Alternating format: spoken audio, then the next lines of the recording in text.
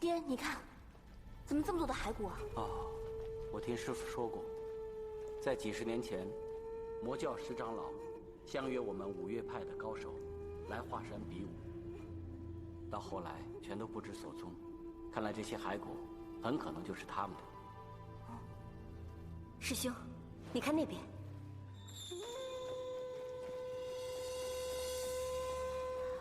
哦，师兄，这上面刻的全都是五岳派的剑法。不错。只是这上面的华山剑法，比师傅教我们的要精妙得多。看来这都是我们华山派失传已久的剑法。而且其他4派的剑法也比现存的剑法精妙了许多。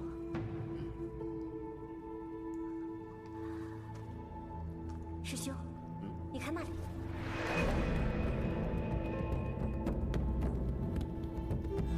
要破五岳派的剑法，谈何容易？莫非他们真的破了五岳派的剑法？真是如此。我一直以为华山剑法独步江湖，没想到这个洞里所刻的剑法，真的是出神入化，精妙绝伦呢。就算再绝妙的剑法，一样会被破解掉。看来，真是人外有人，天外有天呢。灵山平之，今天的事情千万不能泄露出去，知道吗？知道。我们回去吧。啊，山儿，平之，你和灵山没什么吧？没什么呀。没事就好，回去吧。哎，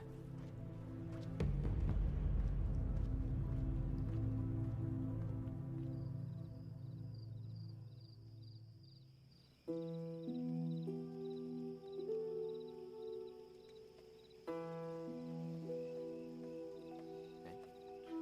看灵山他。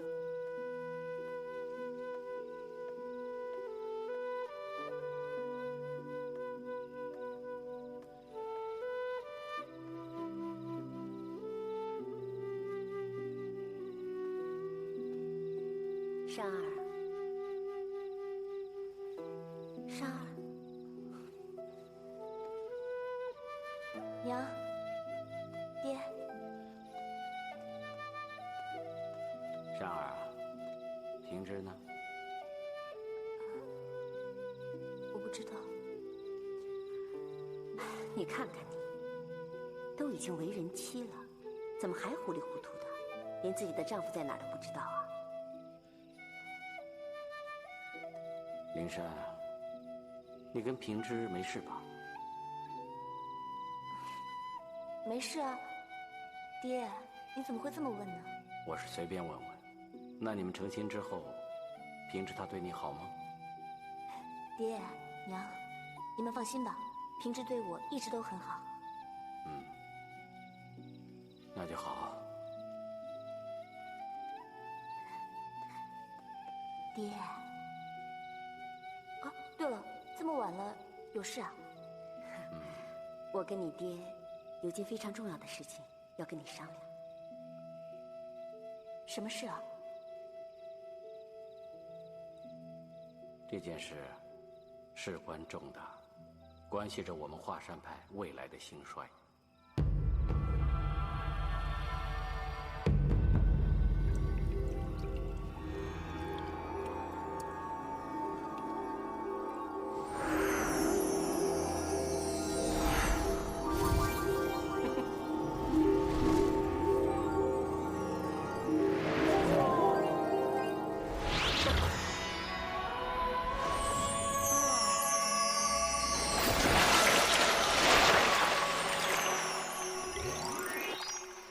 我美吗？原来采花大盗田伯光居然会怕跟我一起洗澡，不应该呀！切，田伯光当然不怕了。可我现在是出家人，不方便。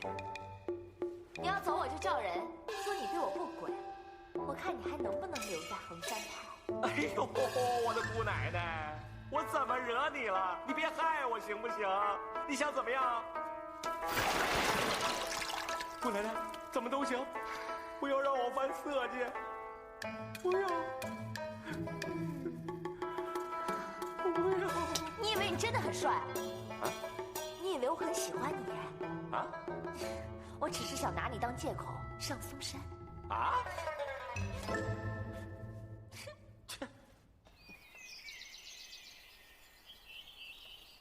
喂，等一等！哎，等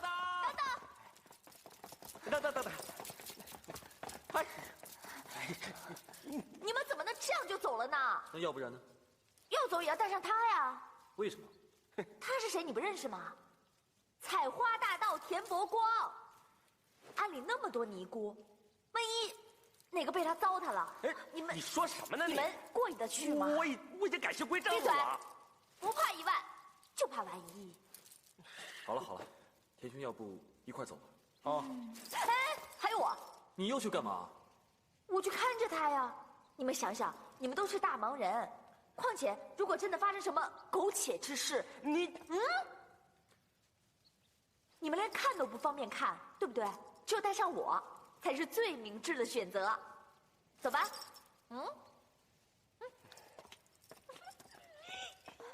掌门，这随便他们吧。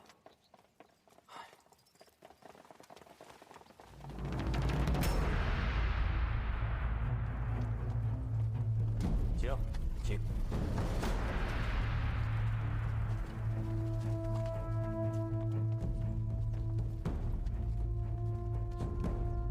晚辈莲狐冲拜见嵩山左掌门。灵狐贤弟风采不减当日啊！贤弟英雄年少就能出任北岳衡山派掌门，真是可喜可贺呀！晚辈继承定义师太遗命，接掌衡山派。我一心只想替他报血海深仇。等到大仇一报之后，我自然会退位。啊，灵狐贤弟，五岳剑派向来是同气连枝的。如果今天以后咱们五岳归一的话，定义师太的血海深仇就不光是衡山派的事了，也是咱们五岳剑派的事。华山派掌门到！岳掌门，岳夫人，左掌门别来无恙。岳掌门，灵狐掌门，何必行此大礼呢？我岳某可担当不起啊。冲儿，听说你当了衡山派掌门。你小师妹和平之日前已成婚。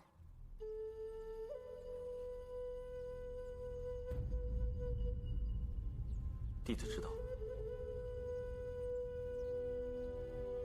哈，各位，时候不早了，在下在后堂准备了丰盛的晚宴，大家赶快用膳，用完之后好好休息，明天起来再议正题。请，请。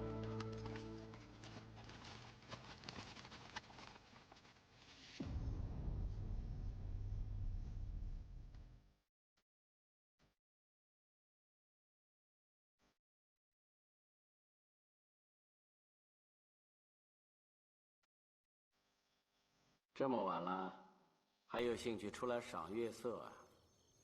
岳掌门，明天的嵩山大会，我看左冷禅的意思是，将五岳剑派合并成一个五岳派。不知道您的意思是？那你呢？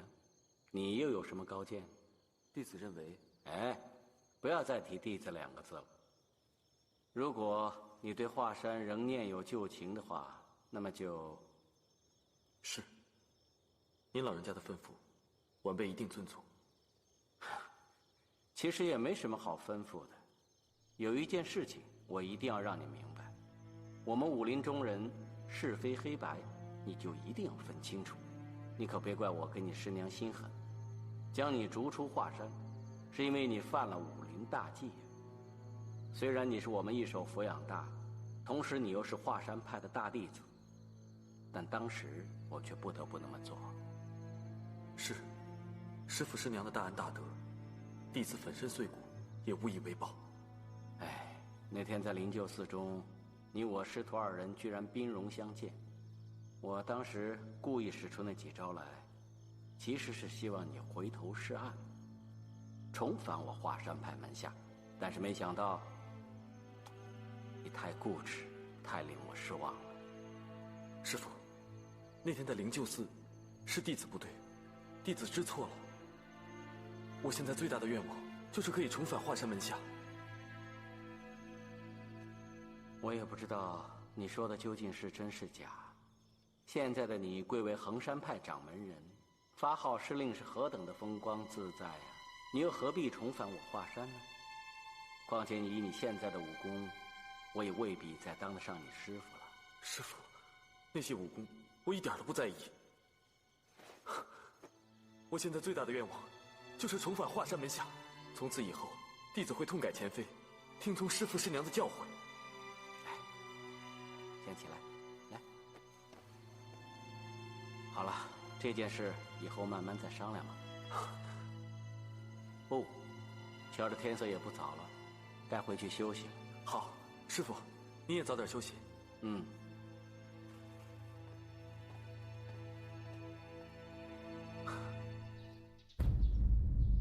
承蒙各位好朋友赏脸，驾临嵩山，在下感激不尽。各位朋友来此之前，相信大家必定知道，今日就是五岳剑派同心协力归并为一派的大好日子。我们五派向来同气连枝，100多年来互相照应。我也当了10几年的五派盟主了。只是近年江湖中出现了不少大事，我和各派的前辈们都已经聊过了，大家一致觉得，如果不统一号令，合而为一的话，将来遇到大难，空难应变呐。左盟主说和5大剑派的前辈师兄们商量过，不知道和谁商量过，我莫大反正是没听说。五岳剑派一定要合而为一。刚才说，江湖中近来出现了不少大事，其中一件，就是我五岳剑派竟然自相残杀，完全不顾同盟义气。莫大先生，我嵩山派弟子大松阳守费师弟，有人亲眼所见，在南岳衡山城外惨遭毒手，是你所为吧？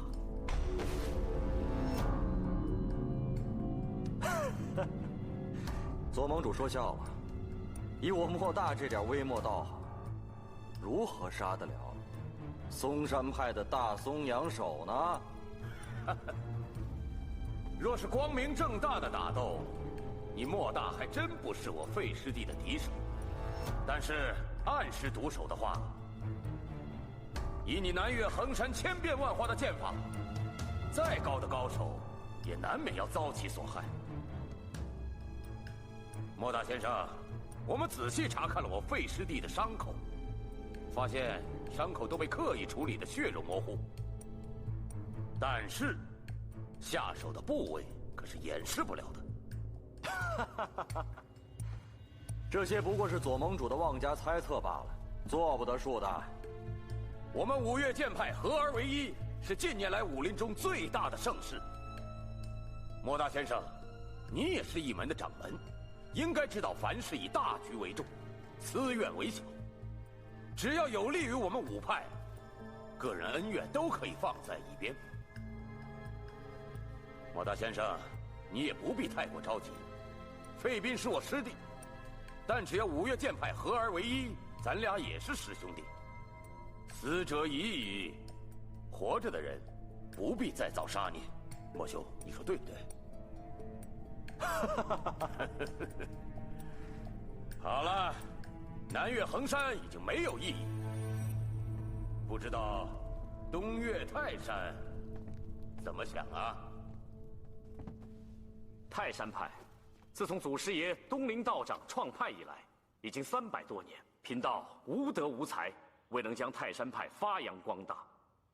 但是，泰山派这300多年的基业，怎么说也不能在贫道的手中白白断送掉。并派的提议，恕贫道万万不能从命。这就是你的不对了。我是天门道长的师叔玉姬。我泰山一派3代共有400多人，怎能因为你一人的私心，阻碍了5派的大业呀？师叔，您这话是什么意思？是指自从执掌泰山门户以来，有哪一件事不是为了本派的声誉和基业着想？我反对合并，无非是为了保存我们泰山一派，这怎么能叫有私心呢？5派合并，是我五岳剑派声誉壮大的日子。五岳剑派的弟子个个都跟着沾光，但是你，泰山派的掌门，恐怕轮不到你做了。这个掌门人我不做又有什么关系呢？可是泰山一派绝不能在我的手上被别人吞掉。你说的倒挺漂亮，可是，在你的心里，你真的能舍弃掌门之位吗？你还是这么说。好，从现在开始，这个掌门人我不做了。你想要做，你自己做好了。你舍得？我为何不舍得？好，那就给我玉姬子吧。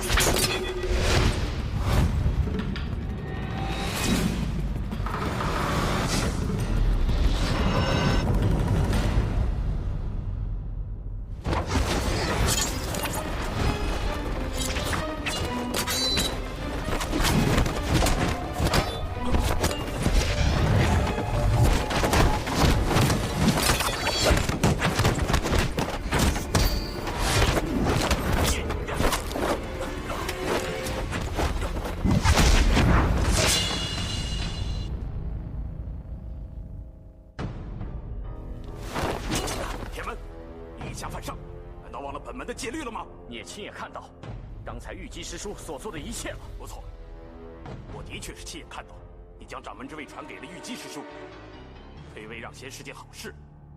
既然玉姬师兄已是本派的掌门，你仗剑行凶对他无礼，这可是欺师灭祖、犯上作乱的大罪。是，刚才是我一时之气，可本派掌门之位怎么能够草草传授呢？就算是要传授，也不能传授给这个乌龟王八蛋！住口！污言秽语！你居然说出这种话，还配做掌门吗？就掌门退位，新掌门接任。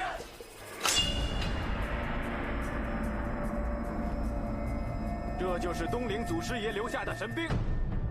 他的遗言说：“剑此铁剑，如见东陵。”我们是不是应该遵从他的遗愿？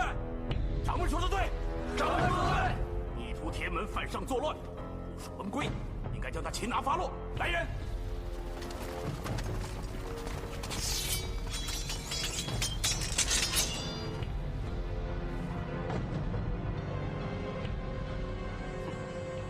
哎，看来是左冷禅预先安排好的陷阱啊。好，你们要打是吧？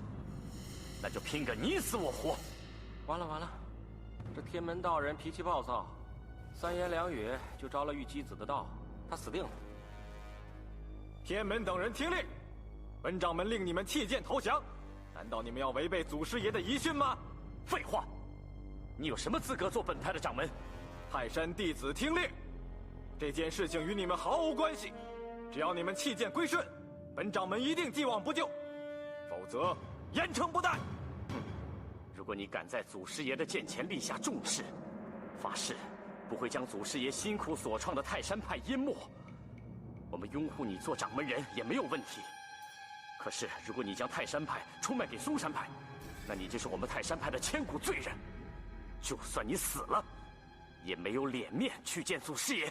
天门失职，这五岳剑派就是连嵩山也一样要除名。五岳派的五岳也包括泰山派在内，这有何不妥？你们这群叛徒，一定是受了左冷禅的收买。你们大家听着，要杀我可以，要我归降嵩山派，就是万万不能。你不听本掌门铁剑的号令，小心死无葬身之地。各位忠于泰山派的兄弟听着，今日我们要死战到底，血溅苏山，死战到底，绝不投降。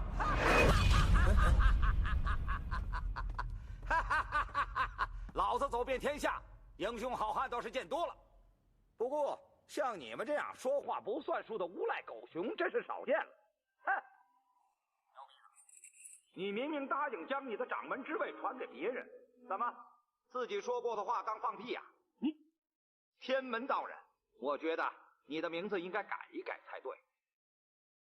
就地门道人好了。你给我滚！这些是我们泰山派的门户家事，不用你来管。老子看不惯的事情就要管。今天是5岳剑派合并的好日子，哪轮到你这个臭鼻子老道在这儿舞刀弄剑、大呼小叫、放屁？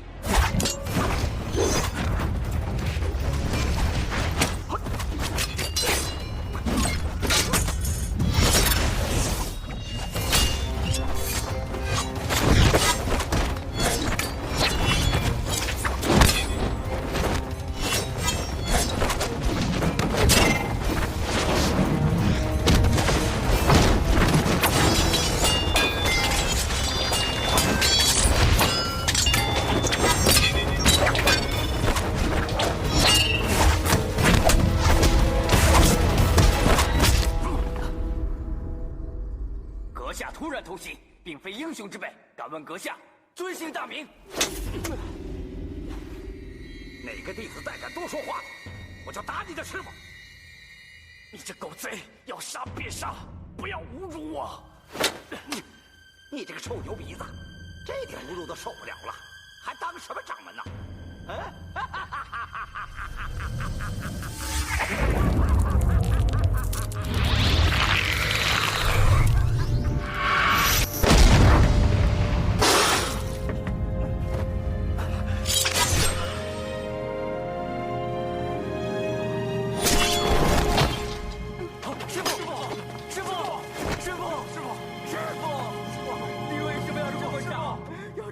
自己的经脉来冲开穴道，士可杀，不可辱。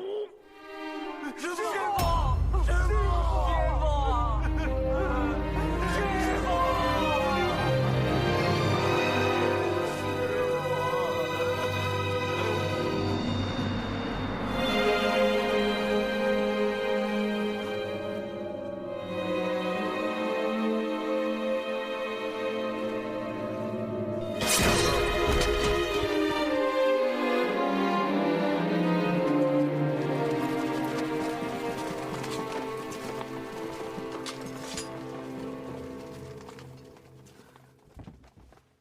哎呀，可喜可贺，可喜可贺呀！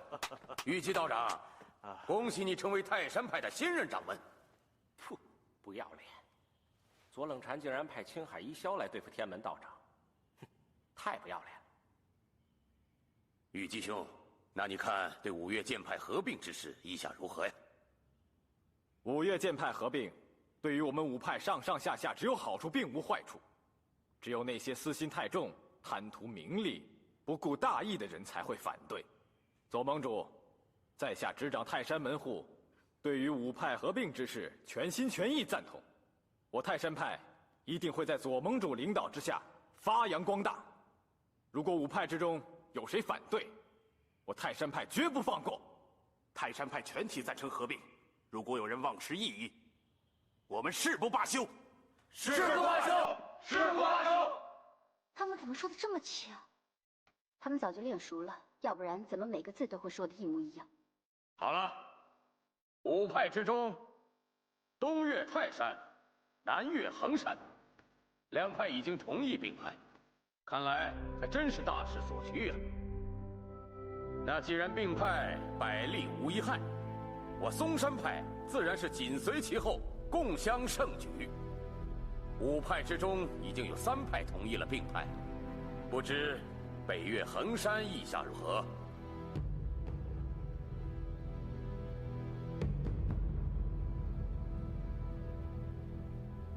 衡山派前任掌门定义师太，以前曾多次和在下商议合并之事，对合并之事，他可是极力赞成的。左掌门，这话说的可就不对。毕派前掌门在圆寂之前对合并之事是极力反对、痛心疾首的。现在他老人家已经逝世了，但是你以个人的意见强加在他身上，与理不合。你师父生前武艺高强，见识不凡，是五岳剑派中我最佩服的人。可惜呀，灵鹫寺中遭奸人所害。倘若他老人家依然健在，这五岳掌门非他莫属。可惜这位佛门女侠大功未成身先死，实在是可惜呀。左掌门，喂，左掌门此言差矣。定义师太曾经亲自跟我说过，五岳剑派之中，他最想推举做掌门的就是左盟主你呀。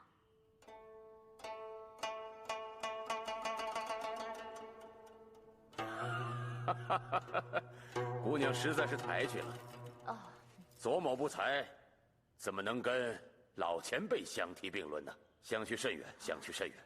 哎，不过还未请教姑娘尊姓大名啊？哦，失礼失礼，在下便是名震江湖的五仙教教主蓝凤凰。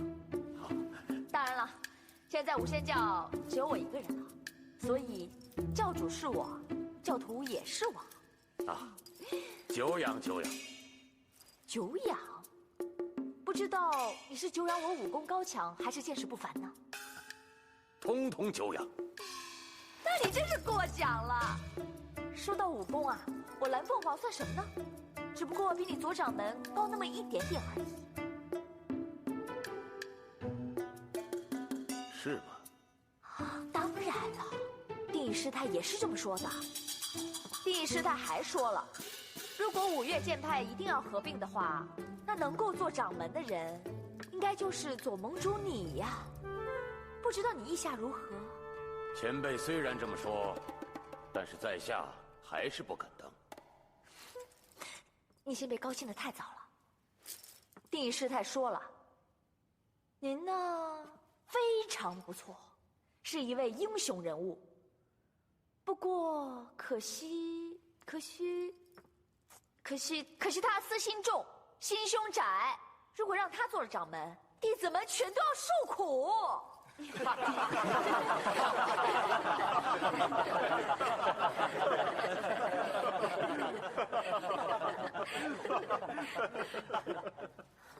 定义师太还说了，他说现在江湖上出了一位美女英雄，不但武功高强，而且见识不凡，足够当五岳剑派的掌门有余啊！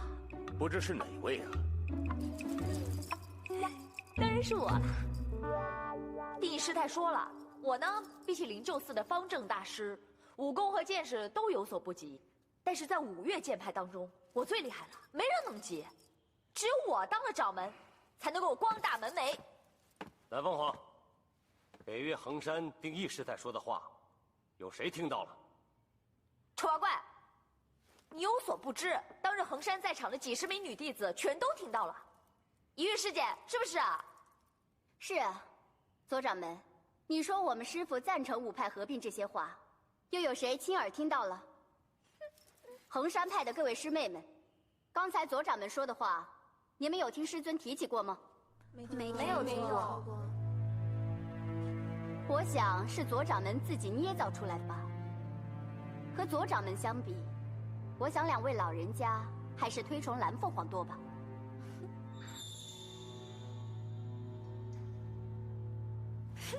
对，大家都听到了，我蓝凤凰没骗你们吧？定义师太亲口跟我说，虽然五岳合而为一，但是泰山、华山、南岳衡山、北岳衡山还有嵩山，各处东南西北中很难真的合并在一起的。所以呢，特地请我分驻五山，每年呢在这儿住2个月，在那儿住2个月，然后再去你那儿住2个月。逍遥自在啊！岂有此理！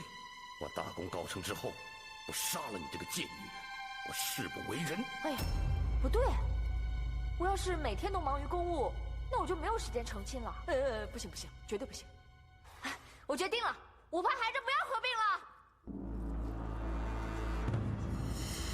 说得好。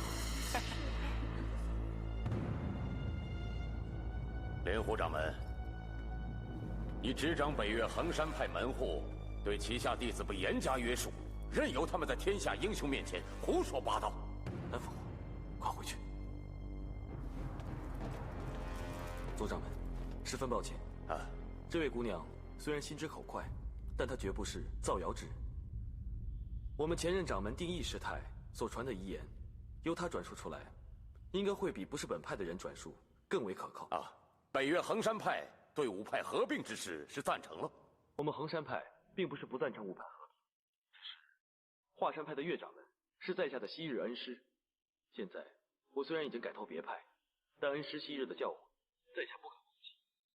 这么说你是听岳先生的了？不错，我们衡山派决定与华山派并肩携手，共同进退。岳先生，哎呀，岳大掌门，衡山派的灵狐掌门以你马首是瞻，那不知岳大掌门对合并之事怎么看？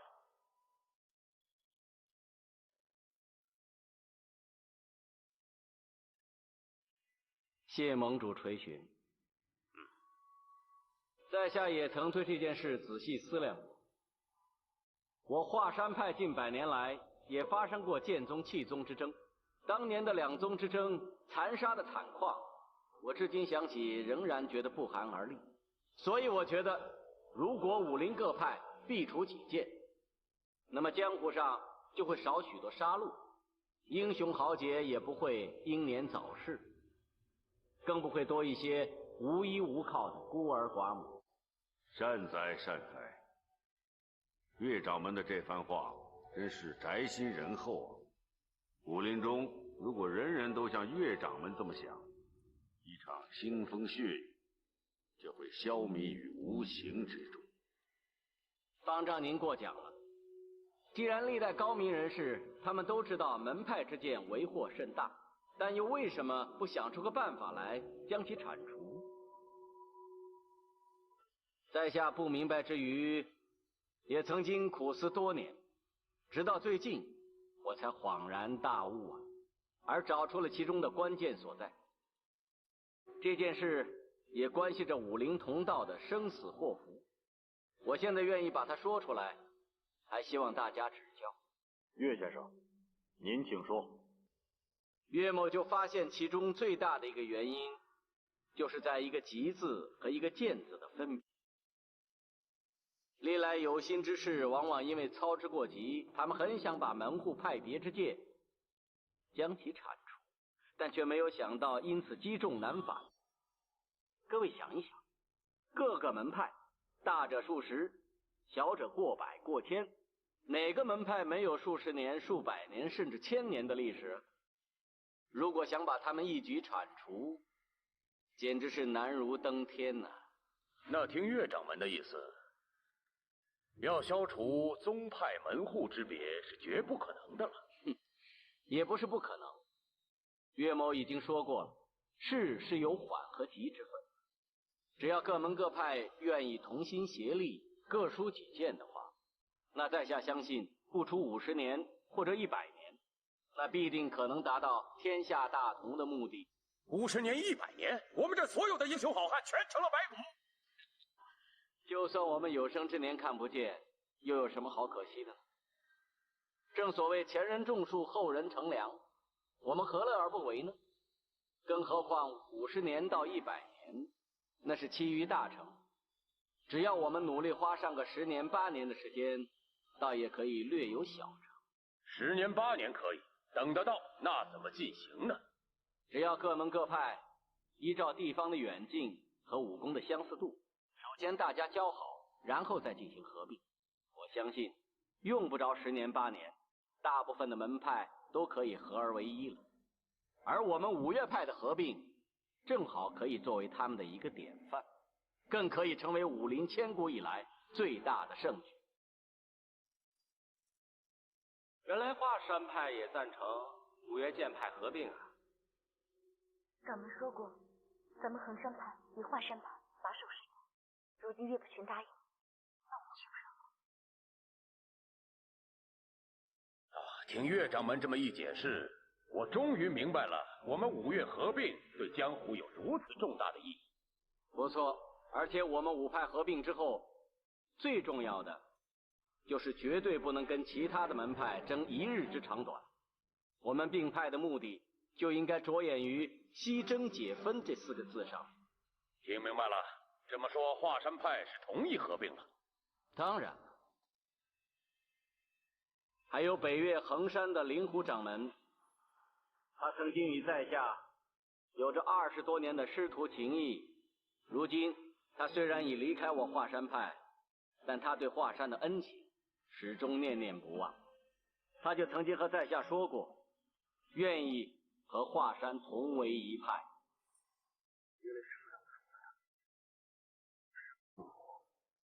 而是五派合并之后，我可以和师父师娘在一派之中。恭喜岳掌门、灵狐掌门，从今日起又重新同门一派了。哎呀，真是天大的喜事啊！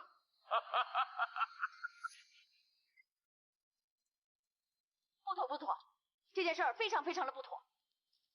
想当初我们把衡山掌门让给令狐冲的时候，我们是有条件的，一定要给定静、定义2位师太报仇。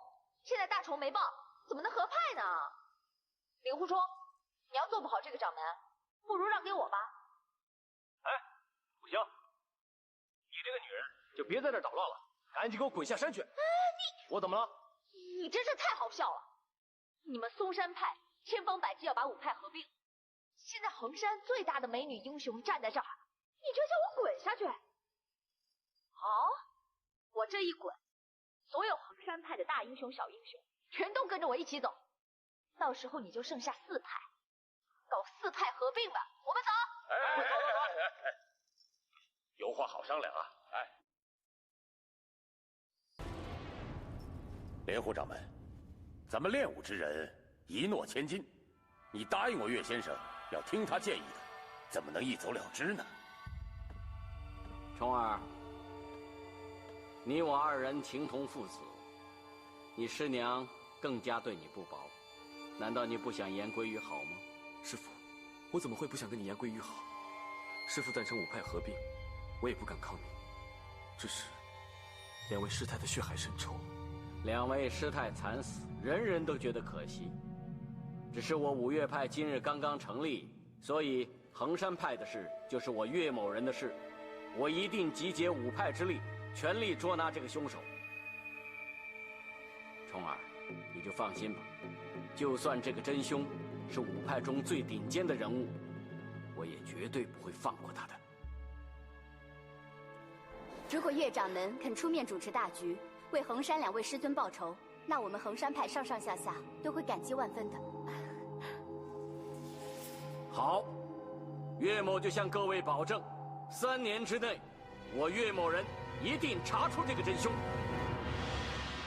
族长，我师父所说的诺言，你同意吗？啊，当然同意。好，既然如此的话，我们北岳衡山对5派的合并就毫无意义了。好极了，好极了，那咱们大家就先回座位吧。既然5派意见一致，那么从今日起，江湖上再没有5岳剑派，5岳剑派的门下弟子，通通成为新5岳派门下弟子。哎，算了算了算了，既然你们大家非要将5岳剑派硬塞成5岳派的话，那我蓝凤凰也只好顺理成章、信口开河，勉勉强强就答应了。不过谁做掌门呢？啊？谁呀？不会是我吧？是我也行，可以啊。哎，咱要点脸行吗？啊，谁说推举你做5岳派掌门人了？灵狐掌门，这个女人在这里捣乱，你都不加以管束一下吗？等等，你刚才叫她灵狐掌门，那你就是推举令狐冲当掌门人了？好，我同意。哎，不是，误会，我不是说推举令狐冲做掌门人啊。那你就是让我做掌门，可以。姑娘，你话太多了，一个人在这高谈阔论，视天下英雄为无物，能不能让大家发表下意见？行，当然行了。有话快说，有屁快放。哎，这女子在这胡说八道，啊！大家不要在意啊！每个人都大胆地发表下意见啊！你放屁！你才放屁呢！五岳剑派同气连枝，联手结盟，向来都是我们左掌门担任盟主。左盟主率领五岳剑派以来，声望日隆，所以五岳剑派合并顺理成章，还是应该由左盟主担任。嵩山兄弟，你的屁好臭啊！你说什么？五岳剑派合并呢，是推陈出新的盛举。那这个掌门人自然也要除旧更新，选一个新的嘛。我看从年龄最小的做起怎么样？哎，我就推举这位小尼姑做今日掌门人，大家说怎么样啊？五岳掌门推举应该由德才兼备的前辈来做，岂能轮流来做这么儿戏？才德兼备。说到才德兼备，当今武林没人能比得上方正大师，啊！胡说八道！贫道再也不能容忍了！贫道再也不能容忍了！我和你都分属同门，你要和我动手的话，那就是自相残杀。那是因为你废话太多了，神憎鬼厌。五岳派如果没有你在这儿，耳根子都清净。废话，臭道士啊！你说有利于五岳剑派前途的好话，难道不应该说吗？狗嘴里怎么能吐出象牙来？你说的对，你绝对吐不出象牙来。我们五岳剑派找谁做掌门，是关乎本派前途，还有武林好祸福的大事情。像这次苦口婆心的，无非就是想找一个前辈高人做我们的掌门人嘛。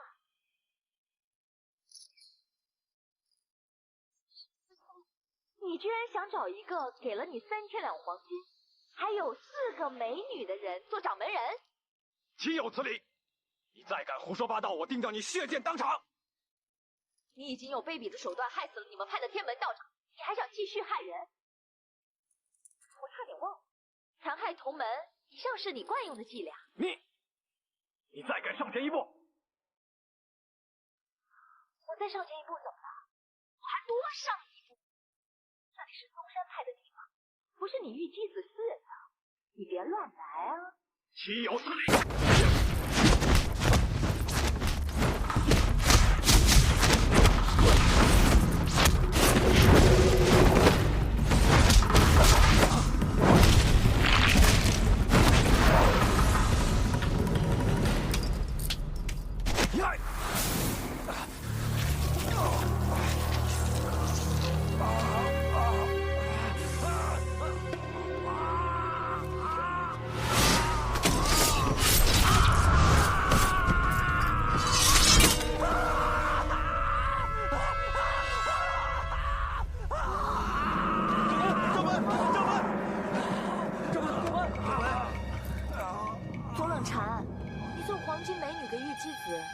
是想让他推举你做掌门，你现在又把他双手给砍断了，你想杀人灭口！我要是再迟片刻出手的话，他早被你双手上涂的毒给毒死了，还有命吗？你还在这说风凉话！左盟主，你又自作聪明了不是？我刚才拉着玉姬子，那是想跟他开玩笑嘛。今天是五岳派开山立派的好日子，哪会有人在这杀人这么荒谬呢？反倒是你出剑这么鲁莽，你脑子简直是糊涂啊！你看，你把人家玉姬子双手都给砍断了，你害得他现在两袖清风，两手空空的，你觉得他以后怎么做人啊？啊？大家分属同门，有事情应该好好商量啊，何必下手这么狠毒呢？怎么蓝凤凰今天说的每句话都正中左冷禅的要害？他不可能突然间脑子变得这么清醒，一定是有人暗中指点的。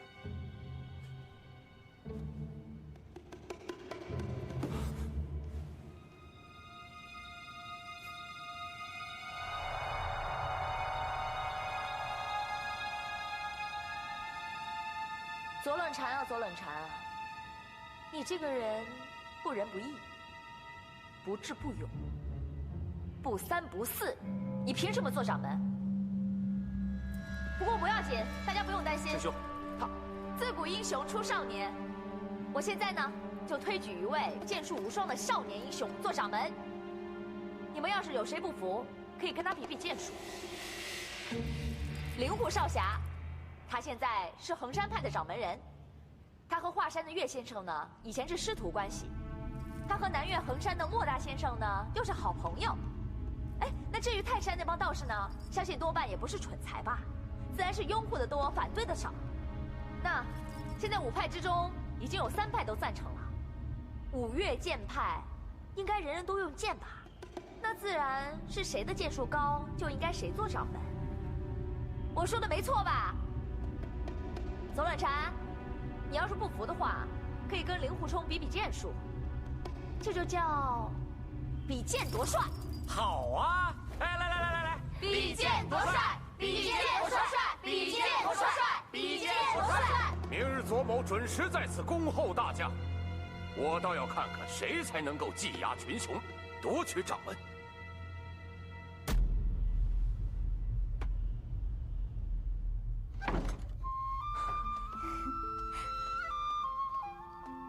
真是没想到，今日能在这里见到你，我就觉得奇怪。今天这个蓝凤凰说话说得头头是道，原来是你在背后指点他。我知道今天事关重大，所以我就打扮成这样来嵩山助你一臂之力，让你当上5岳派的掌门。说老实话，看你穿这身尼姑装，我还真有点不适应。哎，你别忘了，你是魔教的圣姑，是所有正派人士的死敌，你知不知道你这样很危险啊？为了你，我什么都不怕。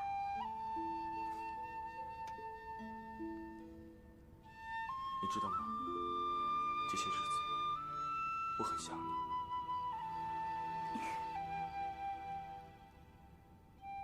冲哥，我早就料到封禅派推举5岳派掌门一定波澜重重。你看这岳不群，狐狸尾巴马上就露出来了。我也没想到，我师父会赞成5派合一。你师父就是利用你这个弱点，用昔日的师徒之情来打动你，让你对他没有戒心。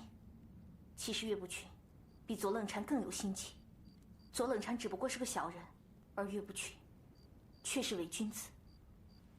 你是说我师父他会利用我？我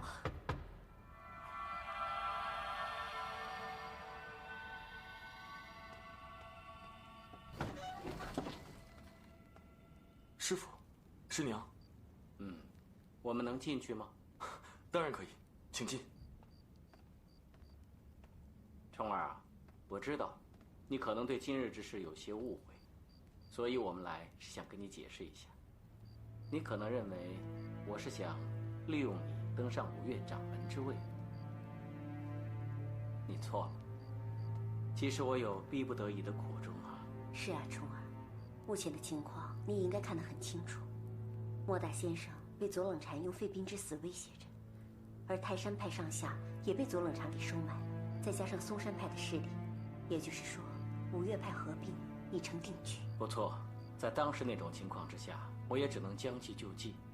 只要左冷禅不让他登上掌门之位，就可以把他多年来处心积虑的阴谋给粉碎掉。至于由谁来当这个掌门人都不要紧。其实我倒认为，以你现在的武功，这5岳掌门之位就该由你去做才对。师父，我根本就不想做5岳派的掌门。哎，我知道，但大势所趋，恐怕你想推都推不掉啊。明天比剑夺帅是非常重要啊，你一定要竭尽全力打败左冷禅。既然事情都已经解释清楚了，那我们就先走了。好，我送你们。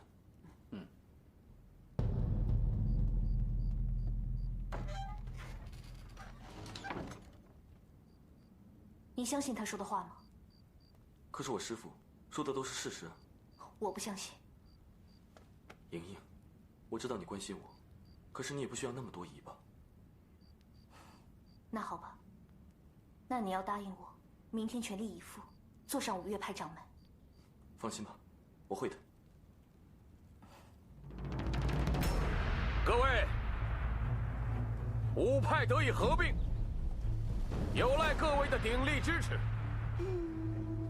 而掌门这一席位，大家也同意比武决定。不过，刀剑无眼，若是伤人性命，那就大伤同门义气。所以，该用什么样的规则，用什么样的方法进行，还望各位各抒己见。依在下愚见，不如就请灵鹫寺的方正大师、方生大师和青城余观主作为今日的见证，谁胜谁败，就由他们3个来做决定了。善哉善哉，只分高下，不决生死，那最好了。为了公平起见，每派只派1名代表，要不然不知要打到什么时候。左冷禅，那个什么玉姬子已经被那个不左不右的掌门人弄得变成残废可怜虫了，怎么比武啊？哎呦，什么？我忘了，还有双脚啊，可以用飞脚踢人。你这个幼女，好，害我师兄变成了残废，还敢说风凉话？有种就出来跟本道长来个单打独斗！他骂你妖女啊！别废话。那泰山是不是派你做代表啊？不错，本道长还要让你见识见识什么叫泰山派的精妙剑法。我呸！就你残害同门，人品都如此低下，只怕你的剑法也是低下的。我什么？你打他呀！我觉得这位姑娘说的也有道理。泰山派武功的精髓，想必阁下知道的并不多，不如别在这浪费大家时间，光说不练了。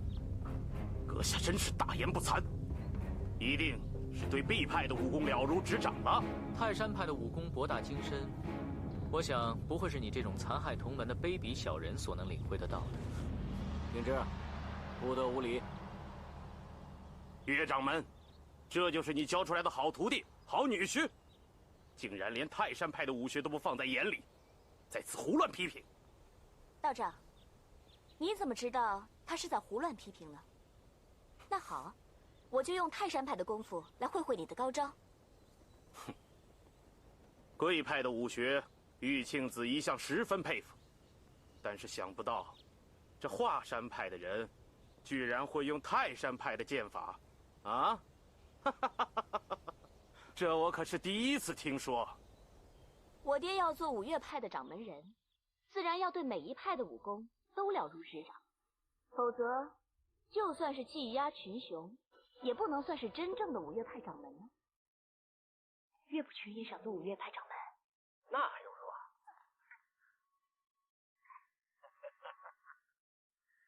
小女不过是信口开河，各位可千万不要当真呐。原来岳掌门已经精通了五岳派所有剑法，这可是五岳派创派之大事。今天，我倒要向姑娘请教一下泰山派的剑法。好。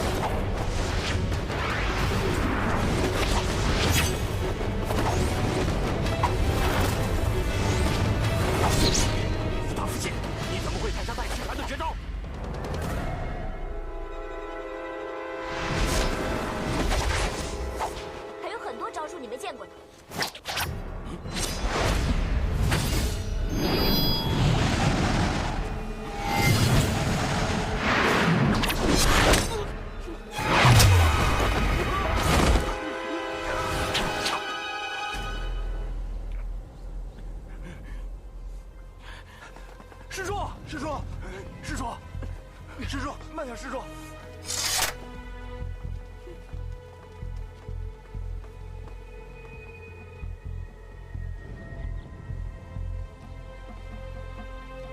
月姑娘使用的的确是泰山剑法，玉庆子道长，你输了。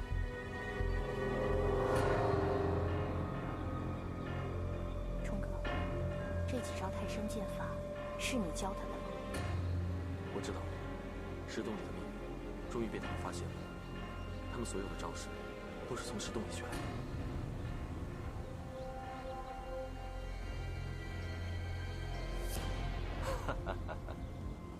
岳先生，您精通五岳剑派各派剑法，实在是武林中前所未有啊！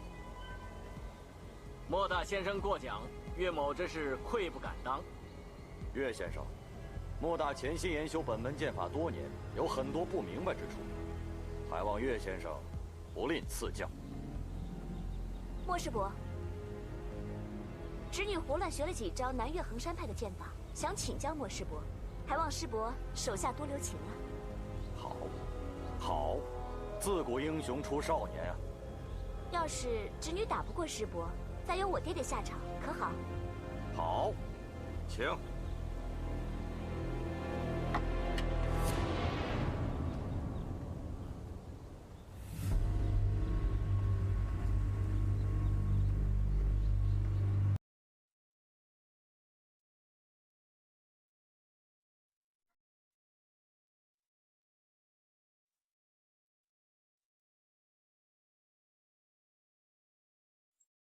还望莫师伯承让。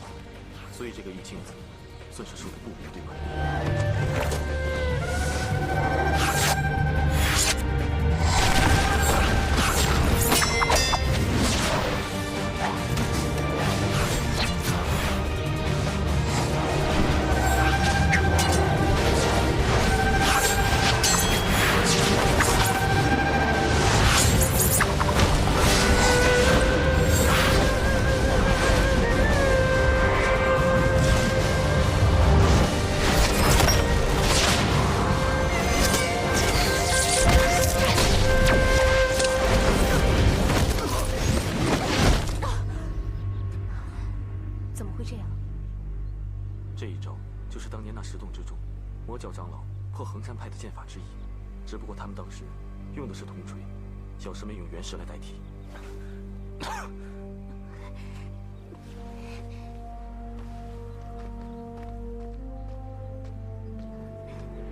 爹，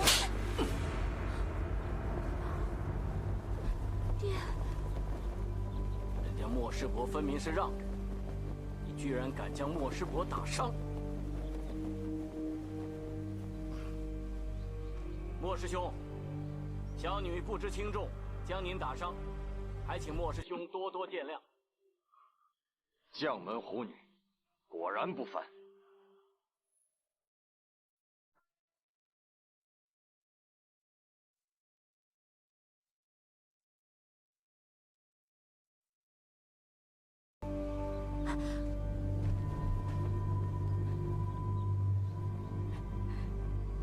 月姑娘。 我来领教你的衡山派剑法。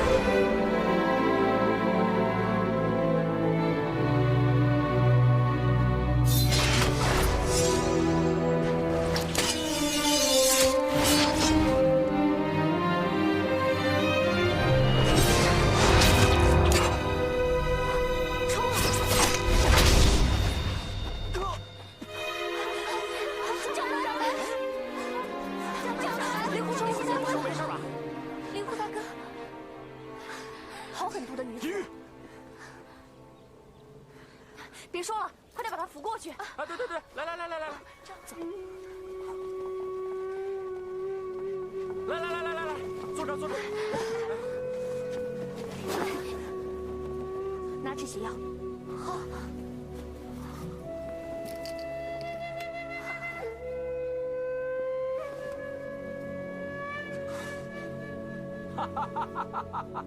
山儿，你以泰山南越衡山、北越衡山的剑法力败3派掌门，你也真是难得呀！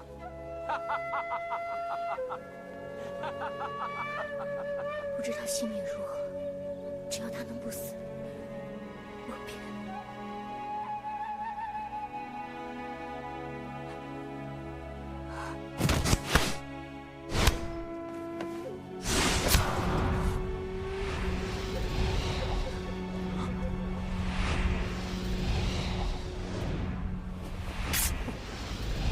灵狐兄，抱着。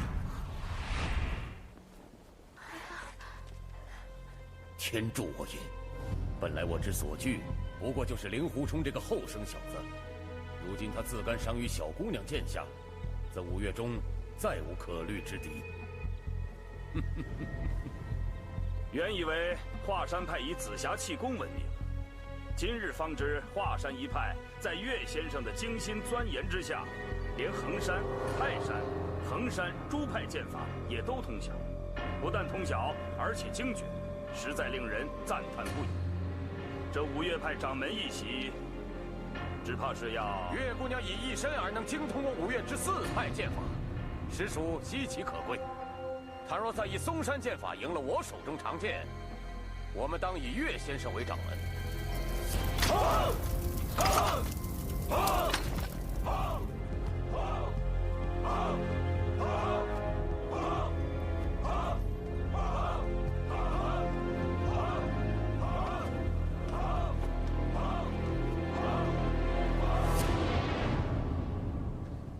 左师伯，我只出13招，13剑之内，倘若胜不得左师伯，那……倘若你13招胜不了怎么办？侄女哪能是师伯的对手？只是我从爹爹那里只学了13招嵩山派的剑法，所以就想在左师伯面前印证印证。爹说这13招剑法博大精深，但是已经失传许久，想必左师伯也未曾见过，所以侄女就想将这13招在左师伯面前使一遍，也不知道能否如愿。哼，别说是13招，我要是让你使上3招，姓左的已然面目无光。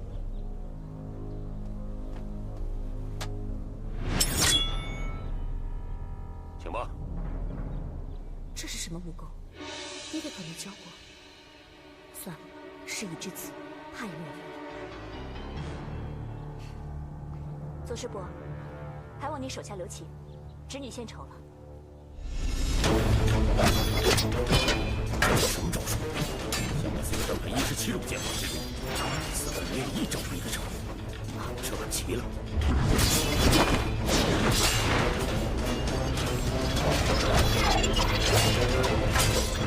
嵩山剑法如此奇妙，过了此刻，日后只怕再没有机缘见到。伤了他很容易，这些剑法却再从何处得见？但我不容他继续使下去，又显得左某人奈何不了华山门下一个年轻女子，我脸面何存？左师兄，已经定13招了。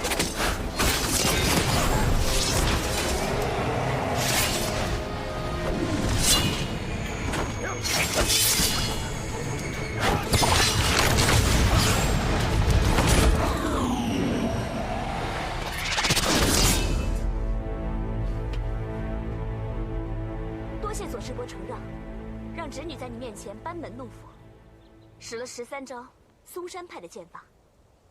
13招，不容易，很好。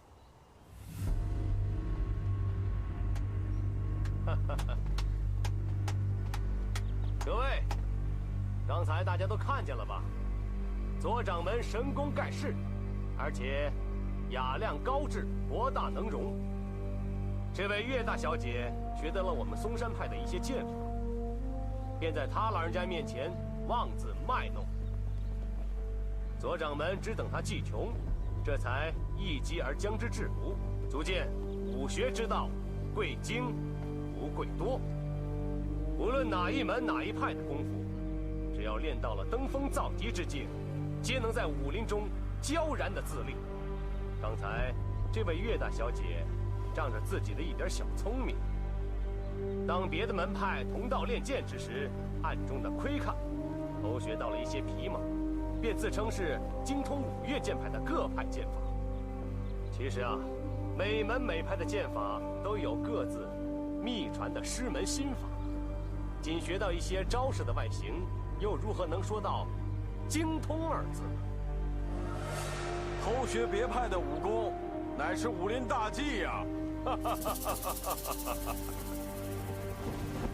好，废话不多说了。刚才玉庆子和莫大先生分别败在了岳大小姐的手下，而岳大小姐又败在了左掌门的手下。所以，五岳派合并之后，掌门一席，非左掌门莫属。而由此可知，一家之学练到登峰造极，总比那些贪多嚼不烂的大杂烩要高明得多。有左掌门出任！有左掌门出任！有左掌门出任！有左掌门出任！有左掌门出任！有左掌门出任！有左掌门出任！有左掌门出任！为了公平起见，五岳派之中，若有谁能够自信胜得了我们左掌门的，便请出来一显身手。好，既然没人愿意出来的话，那就说明左掌门是众望所归。那就有请左掌门出任五岳派掌门一职。五岳派中人才济济，左某何德何能，实不敢当此重任。五岳派掌门一职位高任重，还请左掌门勉为其难，替我们五岳派众弟子造福。请掌门登台！请掌门登台！请掌门登台！请掌门登台！请掌门登台！请掌门登台！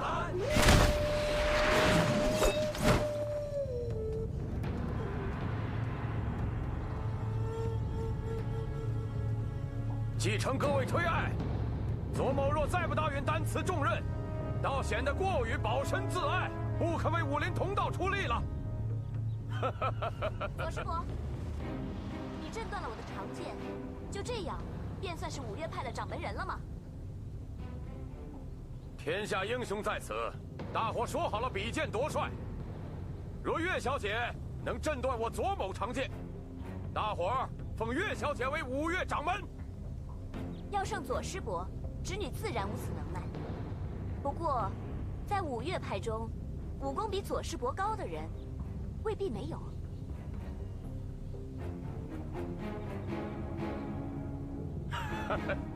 那么以岳小姐之见，在五岳派中剑法武功在左某之上的，是令尊呢，还是令堂呢，还是尊夫啊？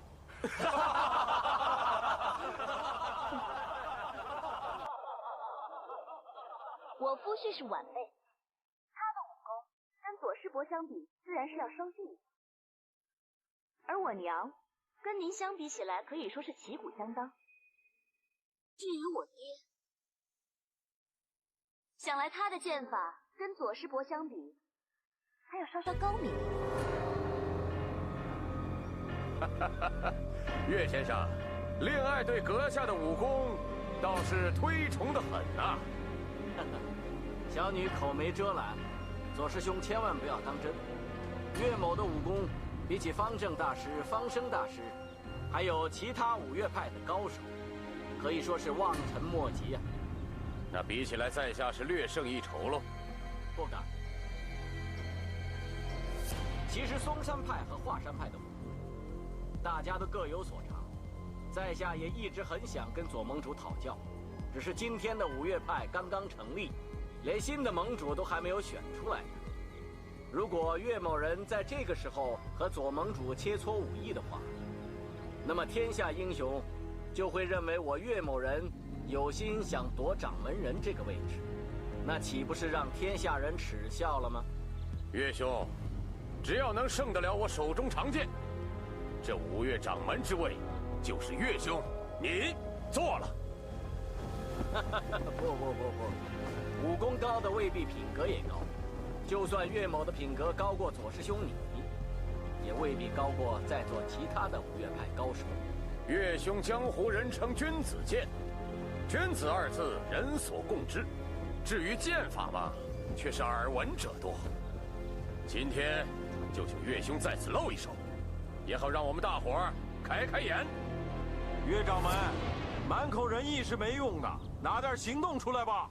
上台比剑，上台比剑，上台比剑，上台比剑，上台比剑，上台比剑，上台比剑，上台比剑，上台比剑，上台比剑，所有人，拿出点招来！你岳不群不知如何学得了五岳剑派一些失传的绝招，本来可以攻我一个不备，但偏偏棋错一招，让女儿先耍了出来。我既有准备，你又奈我何？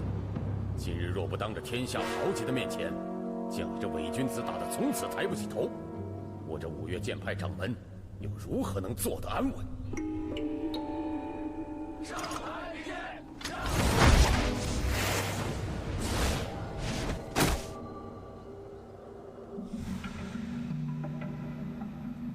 岳兄，天下英雄都想一睹岳兄风采，给个面子吧。既然左师兄都这么说了，岳某只有恭敬不如从命了。今日你我已分属同门，大家切磋武艺，点到为止，如何？兄弟我自会小心，尽量不伤到岳兄就是了。刀剑无眼，刀剑无眼，刀剑无眼，刀剑无眼。刀剑无眼，难免有死有伤。这话说得好。华山派的弟子都听着，我和左师伯只是比试武艺，绝无个人恩怨。如果左师伯失手杀了我，或是不小心将我打得重伤，那也只是在激斗之际不易拿捏分寸，大家千万不要对左师伯怀恨在心，甚至去嵩山派门下滋事，而坏了我五岳同门的义气。弟子遵命。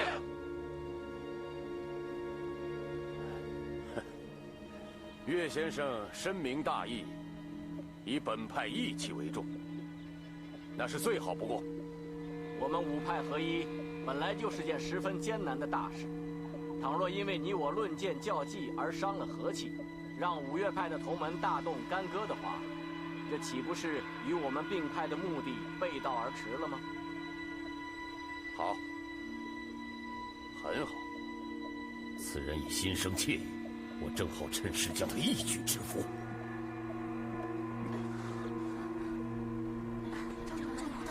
刚刚流了很多血，灵狐大哥，你好点没？没事，我只是一时大意而已，你们不用担心我。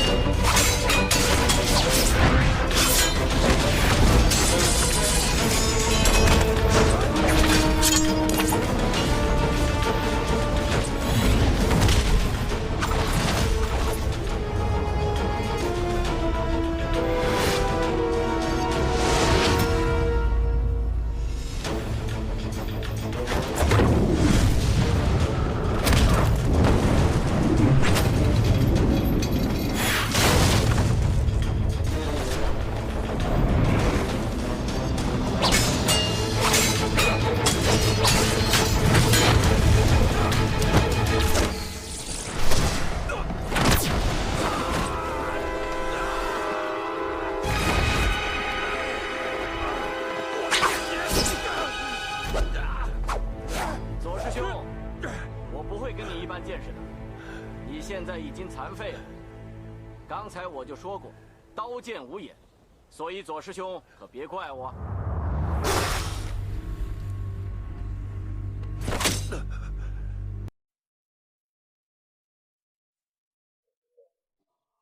你没事吧？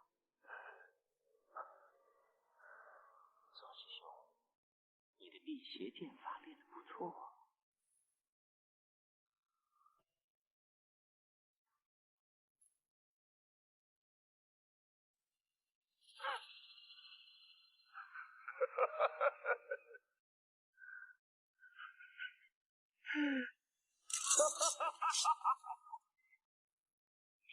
天盘灭了吧？哎，大丈夫言而有信，既然说好是比剑夺帅，岳先生武功在我之上，我们就应该封岳先生为掌门。师兄，我们走。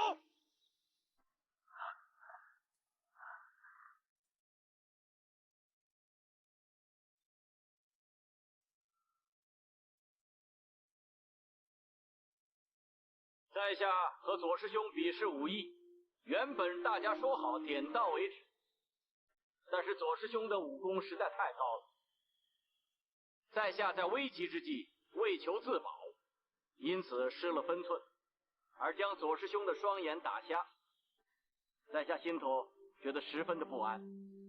但是我保证，一定遍寻名医，为左师兄医治双眼。请岳先生做掌门，请岳先生做掌门，请岳先生做掌门，请岳先生做掌门。既然大家都如此抬举，岳某也就不好再做推辞了。我们五岳派今日刚刚成立，正所谓百废待举，岳某也只能是总领其事，所以南岳衡山方面就由莫大先生继续主持日常事务，北岳衡山方面就由灵狐掌门继续主持日常事务，泰山方面就由玉庆子道长主持。至于嵩山，由于左师兄双眼不便，就烦请陆师兄从旁协助左师兄，二人联合主持日常事务。从现在开始，就由岳某暂时执掌掌门人之位。不过派中的大小事务，还需各位从旁协助，从长计议。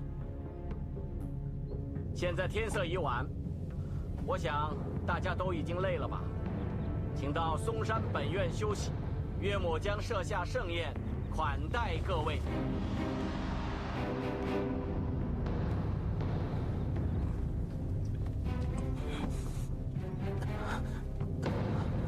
于沧海，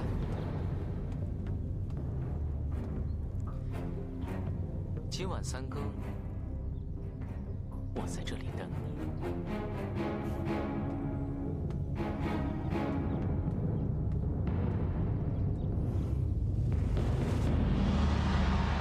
灵狐少侠，两位大师，晚辈有礼了。灵狐少侠，你伤势如何？伤势已无大碍，多谢两位大师关心。灵狐少侠，这是我们灵鹫寺的金创药，现在送给你，希望你早日康复。多谢方丈大师关心。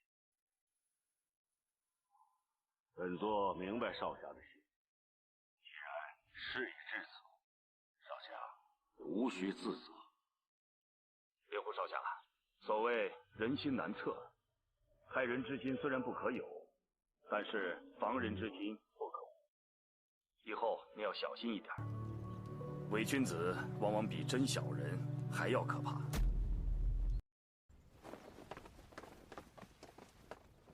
方正大师，方生大师，岳掌门，请两位到嵩山本院用膳吧。岳掌门，多谢了。我与方生师弟还有事要办，不便久留。恭喜岳掌门荣任。多谢二位。告辞。请。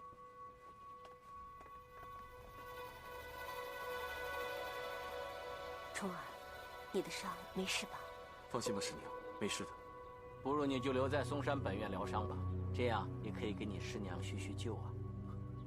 师父，我想回衡山养伤，等我的伤好了之后，再去拜会师傅，还有师娘。那也好。你小师妹真是的，怎么出手还像以前那样不分轻重啊？虫儿，你回到衡山之后，可要好好的养伤哦。啊？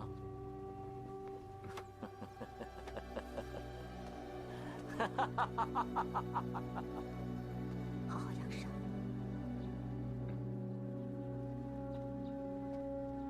伪君子。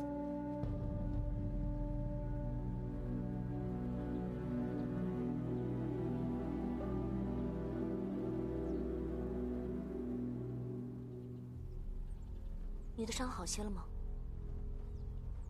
没事了。大师哥，什么都不用说了。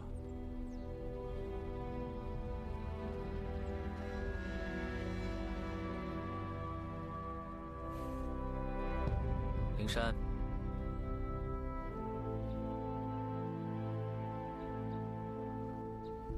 我走了。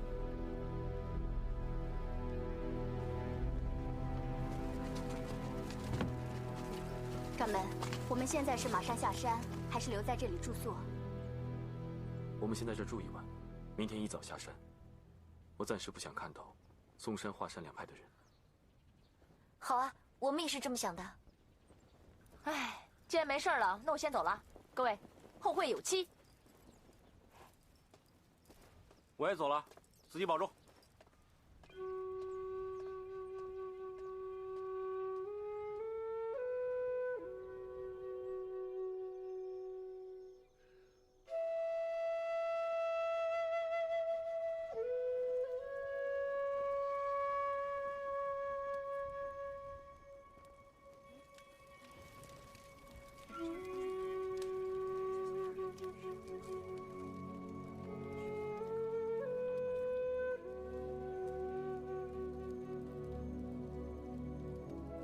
今天我看见岳不群用针刺下了左冷禅的双眼，我敢肯定，他就是杀死师傅的凶手。我也是这么想的。不行，我们还是赶紧告诉灵狐大哥，让他帮两位老人家报仇吧。先别急，一来掌门他伤势未好，二来他与岳不群怎么也有师徒之意啊。我担心他。你担心他为难是吧？这件事儿，过些日子再说吧。是谁？我乃五岳派掌门岳先生座下弟子林平之。林少侠，你深夜上风扇台，不知有何贵干？我约了人在这见面，请恕打扰。林平之。哦，原来你约了这么多人在这儿埋伏。你以为你想以多取胜，我会怕你吗？衡山派各位师姐今天晚上都在这里露宿，林某人真的是不知情。哼！于沧海，你给我听着，你与姓林的有什么恩怨，不关我们衡山派的事。你们愿打愿杀，悉听尊便，我们就当看热闹了。那就好。于沧海，于沧海。你给我听好了，在不久的将来，我会让你们青城派在整个江湖烟消云散。大言不惭！狗贼，你为了抢夺我们林家的辟邪剑谱，不惜杀了我爹娘，这笔债，我一定会让你血债血偿。好，好一个血债血偿！你杀了我的亲生儿子，这笔债我也要血债血偿。你别以为在岳不群的包庇之下，我就不敢杀你。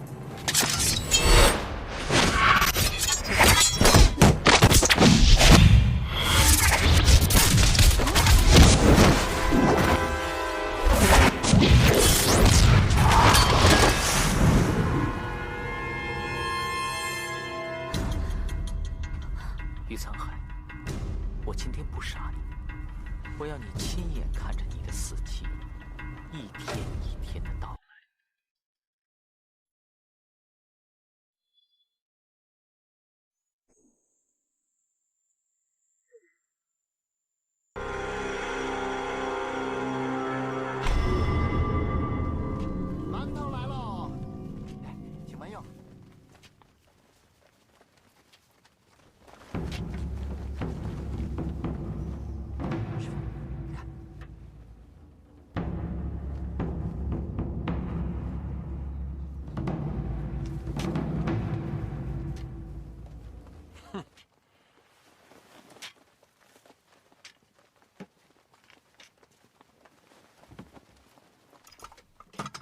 几位客官，请问来点什么？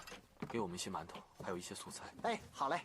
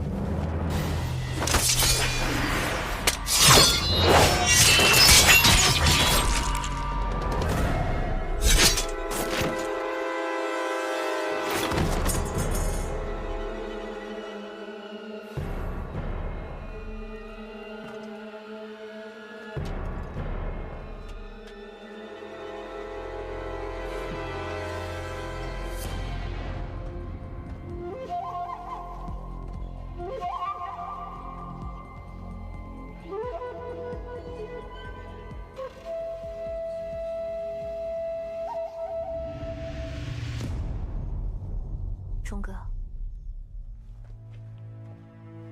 我今天看林平之的剑法，觉得很奇特，还有他的身形，跟岳不群还有东方不败都很相似。难道师傅还有林师弟都在练辟邪剑法吗？辟邪剑法，这套剑法本身就邪得很，当今世上只有风太师叔一个人可以破解。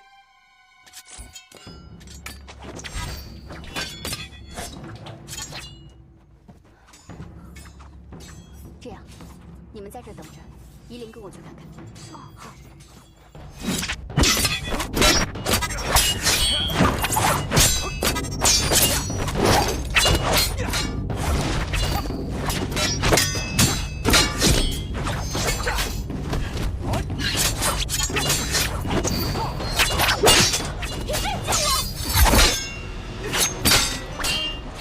一玉师姐，麻烦你出手救我师妹吧。我们跟姓余的已经说好了，要置身事外。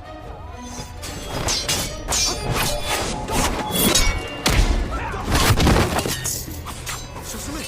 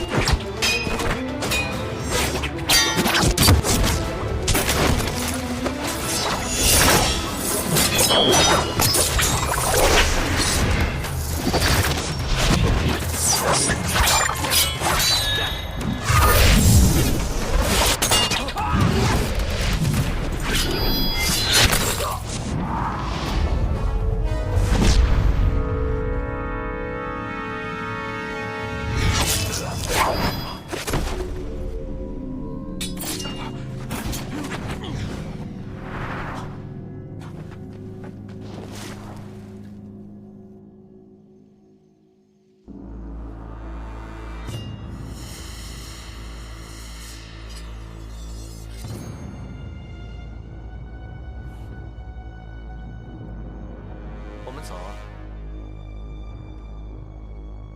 你自己走吧。那你要去哪儿？你刚才管过我的死活。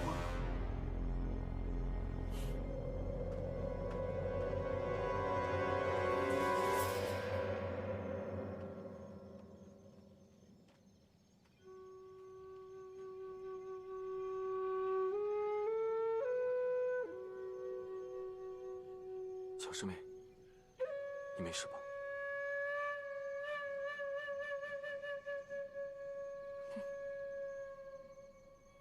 谢谢你们救了我。告辞了。你去哪儿？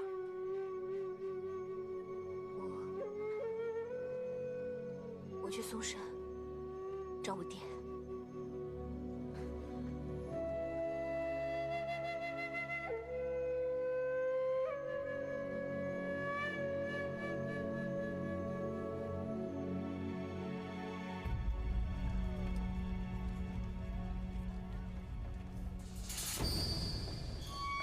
哎，几位客官，来，楼上请。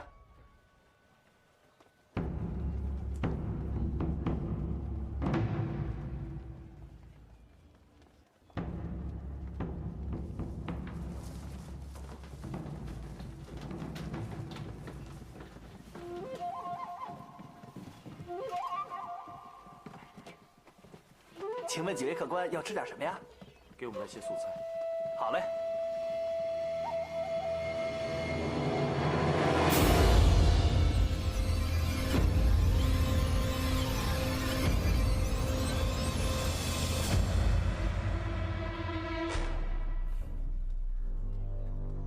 灵狐兄你好。你好。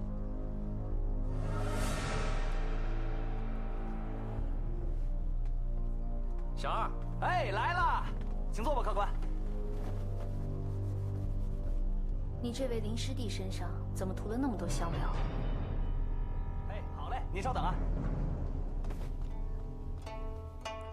你就是人豪啊！当日杀我全家的时候，你也在场。就算化成灰，我也认得你。老子就是于仁豪，那又怎么样？青城四少，英雄豪杰。不过依我看，你一点豪杰气概都没有。上面那位灵狐兄说，野猪狗熊，青城四兽。不过依我看呢，说是禽兽太抬举你们了，你们应该叫做禽兽不如。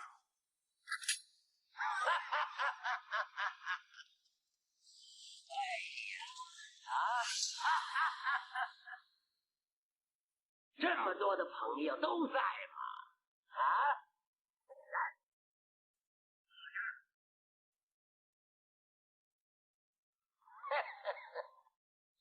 林老弟，我帮你把夫人带来了，她刚才迷了路，幸好遇上了我。是吗？所谓知恩图报，我帮了你这么大的忙，林老弟，你怎么报答我呀？你希望我怎么报答？很简单啊，对林老弟而言，那只不过是举手之劳啊！啊，我只是想借你林家的辟邪剑谱看上一眼，看完了立刻就还给你。这位青城派的于观主也很想看我们林家的辟邪剑谱，他就看到了。嗯，真的？恭喜了，于观主，你真的看过了吗？不错，在下的确从头到尾每一招每一式都看过。不过听说这辟邪剑谱被华山派的岳不群拿走了，你到底怎么看到的？我没见过那剑谱，不过我看到了用那套剑法的人。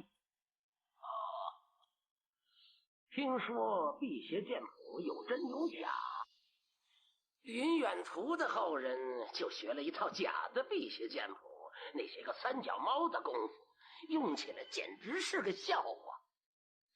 不过你看到的是真的还是假的呀？这我就不知道真的假的了。枉你为一派宗主啊，怎么连真假都分不出来了？辟邪剑法真的假的，在下真的分不出来。不过穆大侠你见识高明，我想你应该分得出来。只要我看到，一定能分出来。好啊，你现在就睁大眼睛看好了。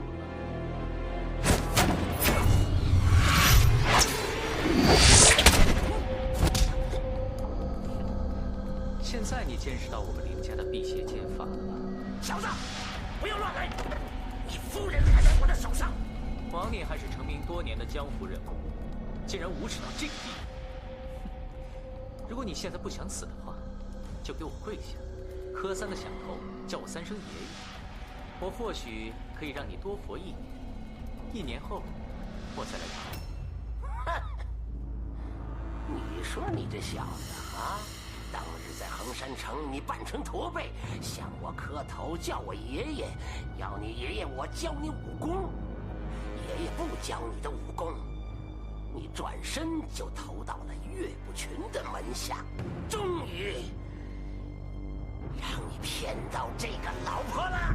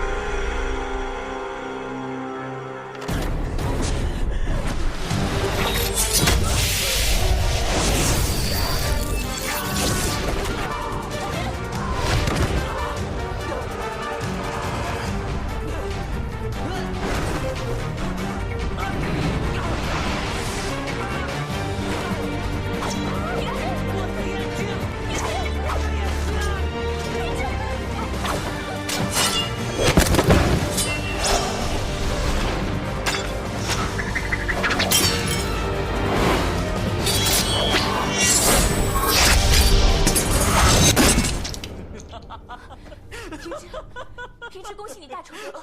可是现在你的眼睛中了毒，必须马上清洗才行啊！走开！平之，你睁开眼睛，必须赶紧清洗才行啊！小师妹，这是我衡山派的治伤灵药，给他擦擦吧。不用，谢谢大师哥。我姓林的是生是死，用不着他来操心。平之，衡山派的治伤灵药天下有名。再说，难道大师哥他不？难道他什么？他对你那么好，你又那么喜欢他，那你跟着他呀！闭嘴，姓林的，这么无耻的话你也说得出口？你说谁无耻？姓于的、姓穆的，他们为了抢夺我们林家的辟邪剑谱，杀害了我爹娘，但也不是江湖恶人的本色。可是你爹呢？每一次都用那么阴险奸诈的手段，他才是最卑鄙无耻的人。你在说什么？哪有这种事？贱人！李明君，你们父女俩串通引我上钩，堂堂华山派岳掌门千金大小姐，为什么要委身嫁给一个穷途末路、身无分文的小子？还不是因为我们林家有辟邪剑谱？现在剑谱已经得到了，你可以不用我姓林的了。我岳灵珊如果有半点这种用心，让我不得好死，让我天诛地灭！鬼知道你们什么用心！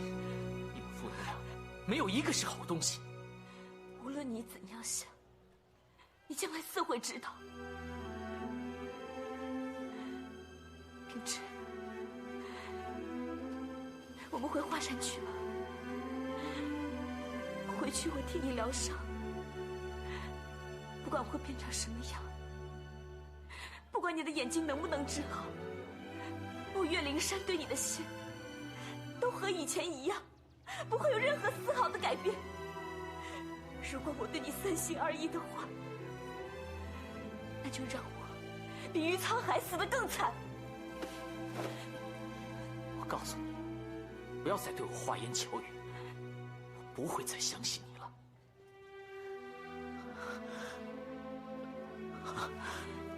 平之，我求求你，我们去看大夫好不好？陪我去看大夫好不好？平之。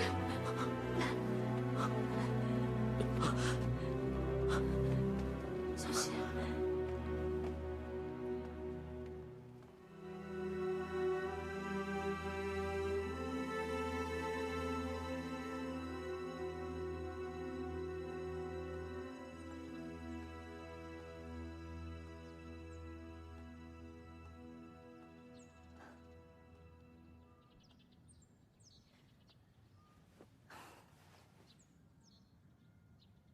你在担心岳姑娘？有很多事情，我怎么想也想不明白。你怕岳姑娘被林平之欺负吗？他们夫妻俩之间的事情，哪轮得到我这个外人来管？那你是怕青城派去找他们麻烦？他们两个现在都受伤了，如果青城派现在找他们报仇的话，那是轻而易举的事情。既然如此，我们应该去救他们。如果我们贸然出手的话，我怕会影响他们夫妻之间的感情。怕影响他们夫妻之间的感情，只是原因之一吧。你心里的顾忌是怕我会不高兴。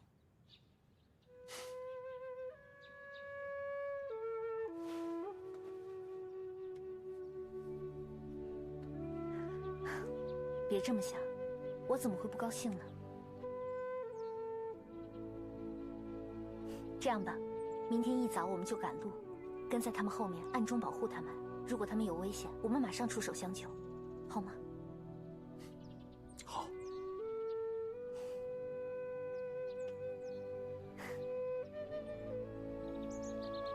一玉，你先回去吧，我跟莹莹办完事之后，马上就回去了。是，掌门，一路平安。任姑娘，保重，后会有期。路上小心。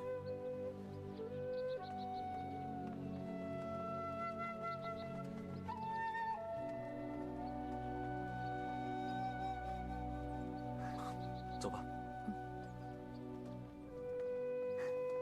冲哥，既然我们要暗中保护他们，不如我们乔装打扮一下，免得被他们认出来。好主意，可是我们要扮成什么呢？跟我来。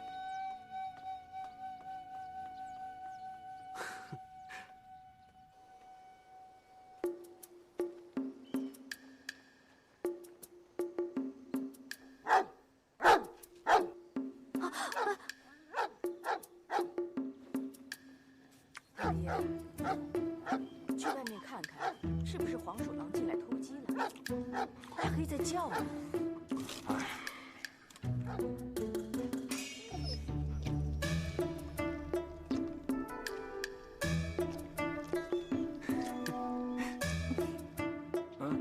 这大黑也不叫了，没事儿。我是怕那黄鼠狼啊，像你年轻的时候一样，半夜三更的跑进我房间，还给我带块烧肉吃。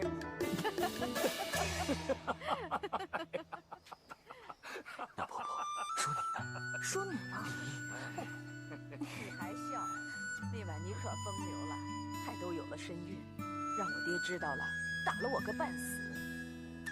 哎呀，要不是你有了身孕呐，你爹啊哪儿肯让你嫁给我这个穷光蛋啊？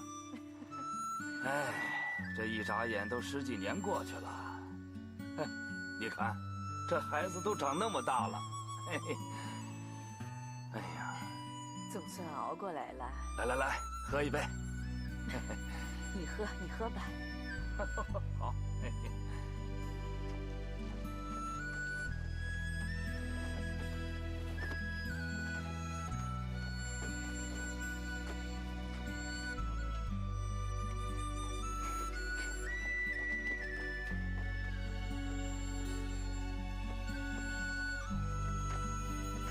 怎么样，还是一样潇洒吧？不错啊。好看吧？来，把这给我。谢谢。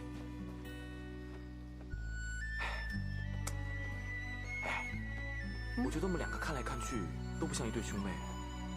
那像什么？我觉得吧，就像刚才那对老公公老婆婆一样，像一对真正的夫妻。你们黑木崖有没有养狗啊？干什么？没什么。以后我要是摸黑到黑木崖去找你的话，我就要带块肉去喂狗。没正气。莹莹，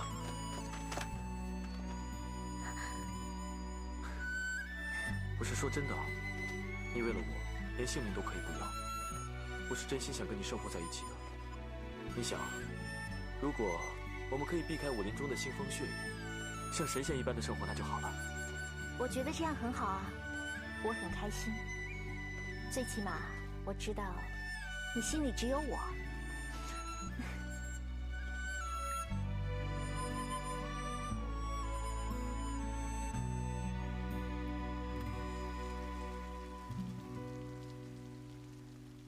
平之，喝口水吧。我姓林的对你们华山派已经没有任何利用价值。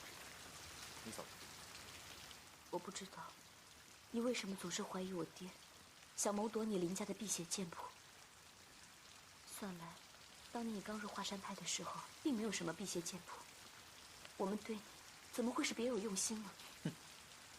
我们林家的辟邪剑谱闻名于天下，当日于沧海穆高峰在我爹身上找不到，就来找我。你又何尝不是如此？如果不是你爹跟你娘的教唆，你怎么会跑到那么远的福州开什么小酒馆？还有那个姓于的小子，其实当日你的武功早在他之上。只可惜了我这个瞎了眼的混蛋，这种三脚猫的功夫还学人家打抱不平。也不想一想，你爹娘把你视作心肝宝贝，他们怎么会舍得让自己的亲生女儿出来抛头露面，做一些提酒端壶、低三下四的动作？当年，爹只是要二师兄一个人去福州，是我自己太任性了，死活都要跟着去的。你爹管教徒弟甚严，如果他觉得不妥，即便你跪上3天3夜，他也不会允许。其实你爹是信不过你二师兄，让你过去暗中监视的。不管你信不信，在去福州之前，辟邪剑谱这4个字，我从来都没有听到过。爹只是说，大师哥他打伤了青城派的人，双方有所误会，而青城派又打算大举东进，可能会对我们华山派不利，所以爹才会派我和二师兄去监视他们。好，就算你说的这一切都是真的，你觉得有意义吗？你觉得我林平之到现在这个地步，你跟着我还会有幸福吗？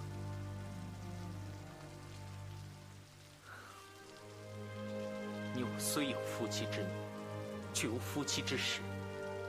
你现在应该还是处子之身吧？不如这样，你现在就去找你的那位大师兄。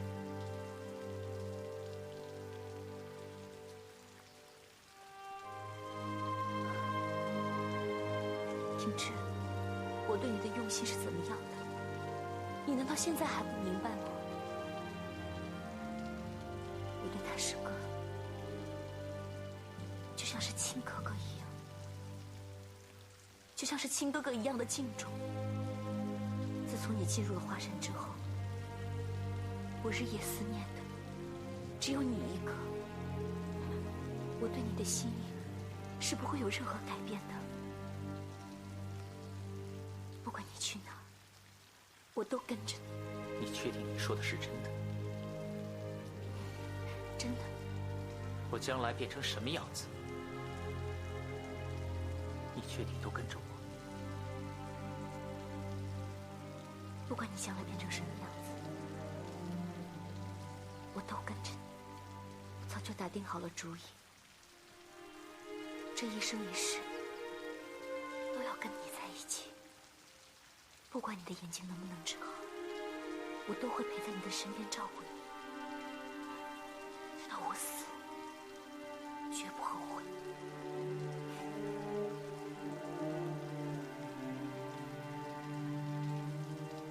平之，就让我在这里把自己都交给你吧。什么意思？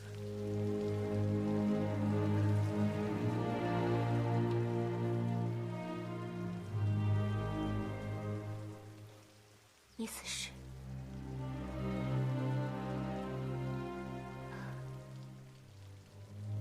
今天晚上就在这儿，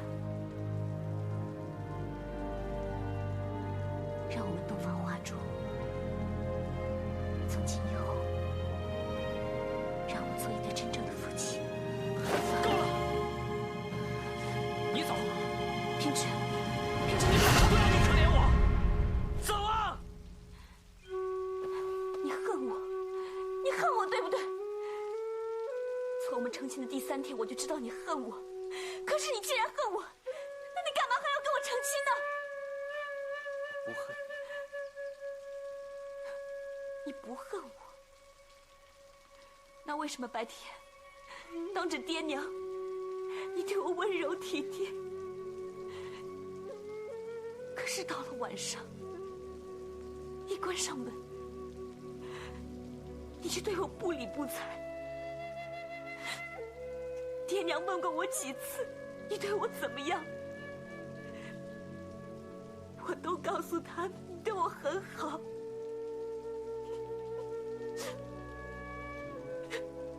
我不恨你，但是我恨你爹。不过我要谢谢你，如果不是你帮我隐瞒的话，恐怕早在华山之上，我就会死在你爹的剑下。你在说什么？我爹他怎么可能会杀你？因为你根本就不了解你爹到底是一个什么样的人。实话告诉你，其实早在福州，那件袈裟就是你爹偷的。他回来以后还威胁我，让我和他一起栽赃嫁祸给大师兄。你也不想想看，令狐冲那种乱七八糟的剑法，怎么能和我们林家的辟邪剑法相比呢？林平之，你知不知道自己在说什么？我爹他怎么会是那样的人呢？我不想再听你说下去，我不想再听你说下去了。你不想听我就一定要说，我不想听，事情全部都告诉你，我要让你知道你爹是什么样子的人，我要让你知道什么是真正的辟邪剑法。你要听清楚，我曾祖父林远图在做锦衣卫之前，他原本是一个和尚，这一点连我爹他自己都不清楚。他把辟邪剑谱抄到了一件袈裟上，而等到还俗之后，那件袈裟就被他藏在了家中的佛堂里，也就是现在向阳巷的故居。那么久远的事，你不可能知道。因为林远图已经把辟邪剑谱的来历清清楚楚地记在了袈裟上，他还千叮咛万嘱咐，说这种武功是一种极其阴险毒辣的武功，只要修炼它，就会绝子绝孙。起初我以为修炼的祸患会等到10年8年之后才会出现，可是见到了剑谱上面的招式，真是太吸引我了。我一时控制不了，就开始学了。等我练了之后才知道，我祖父根本就不是林远图的儿子，他是被买回来的。他买妻买子，其实就是为了掩人耳目。掩人耳目？不错。当时我们婚期将至，可三番四次想跟你成了亲之后再练这套剑法，但是我终究抵挡不了诱惑。于是那天，我在那个山洞里打开了那件袈裟，我看见上面清清楚楚写着“辟邪剑谱要诀第1册”。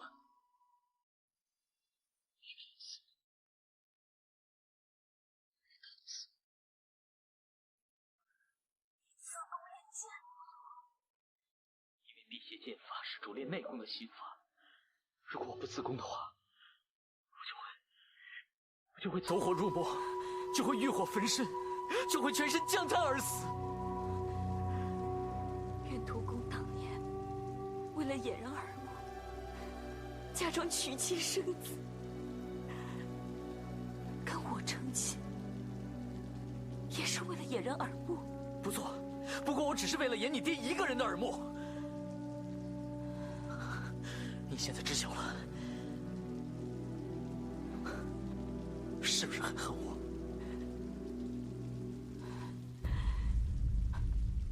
我由始至终都没有恨过你，你也是为情势所逼，实在无可奈何。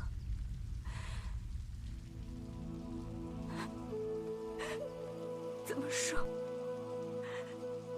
我爹也和你一样，都回到自宫了。没错，你想想看，堂堂的武林掌门，竟然会挥刀自宫，如果传出去的话，岂不耻笑于江湖？现在你明白你爹是怎样的人了？现在你明白我林平之是怎样的处境了？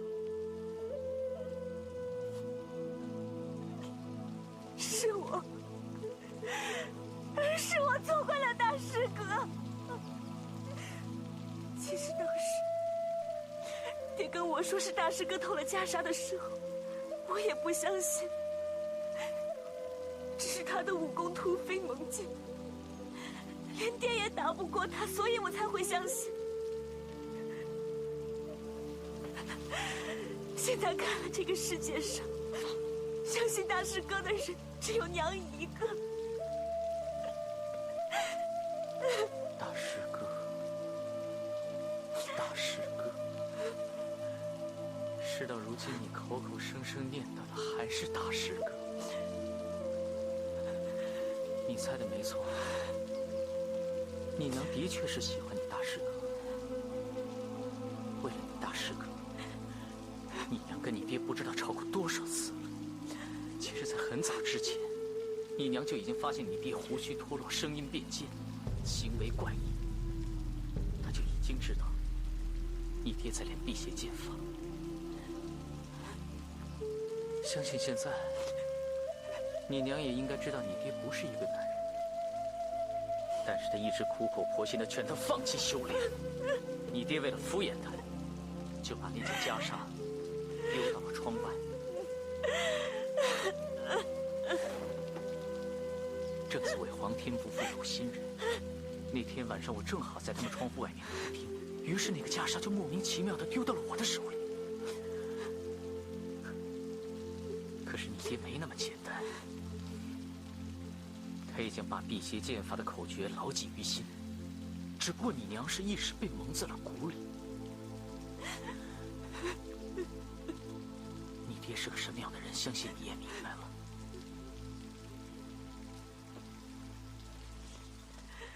当日在风扇台，他跟左冷禅对决的时候，你爹跟左冷禅他们同时都使用了辟邪剑法。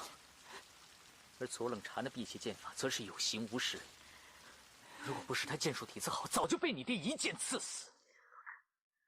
我怎么想也想不明白，左冷禅的辟邪剑法究竟是从哪儿学的？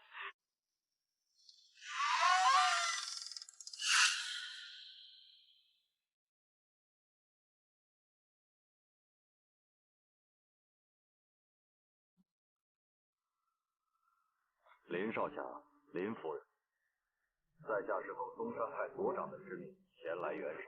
多谢阁下出手相救，不知阁下高姓大名？左掌门获悉少侠和夫人受奸人所害，身受重伤，特派我前来保护两位到安全的地方疗伤，保证不会让岳不群找到。左掌门和阁下的好意，在下已经心领。而至于疗伤一事，在下自能料理，不必劳烦大家。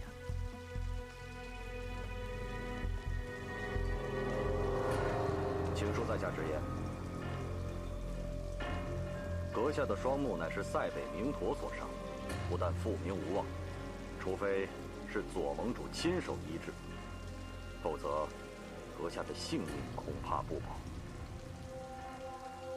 我跟左盟主非亲非故，为什么要对我如此厚爱？正所谓同仇敌忾，左盟主双目失明，亦为岳不群所伤。但阁下双目失明，归根究底，罪魁祸首是岳不群。况且少侠你练成了辟邪剑法，恐怕走到天涯海角也逃不出岳不群的魔爪。而且还有岳不群心爱的女儿朝夕陪伴在少侠身边。即使少侠你本领再大，也难防枕边人的暗算。少侠，你好自为之吧。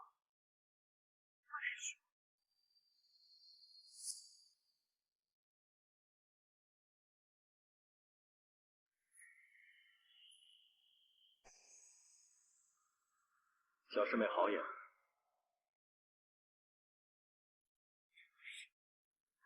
有死。当日你们在福州发现的那具尸体，只不过是我的计策。我如果不这么做的话，岳不群那个狗贼又怎么会放过我？爹根本就是个伪君，是个卑鄙小人。他这句话说的倒是没错。当日我在客栈被黑衣人刺伤。我在昏昏迷迷的时候，一人走下的一张金箔纸，而那张金箔纸就是源自于那天我祭拜父母所留下来的。正巧那一天你也见过，如果不是因为这张金箔纸，我可能一辈子都不会知道你爹到底是个什么样的人。不要再说了，我求你们不要再说下去了。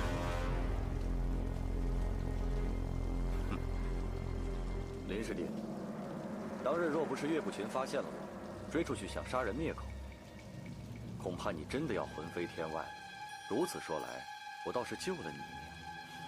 那我倒要谢谢劳师兄。也不知劳师兄是何时改投嵩山派？哼，林师弟，你误会了，不是改投，我原本就是嵩山派的弟子。左盟主是我的授业恩师，他让我改投华山派，只不过是要探查岳不群的武功和华山派的动静。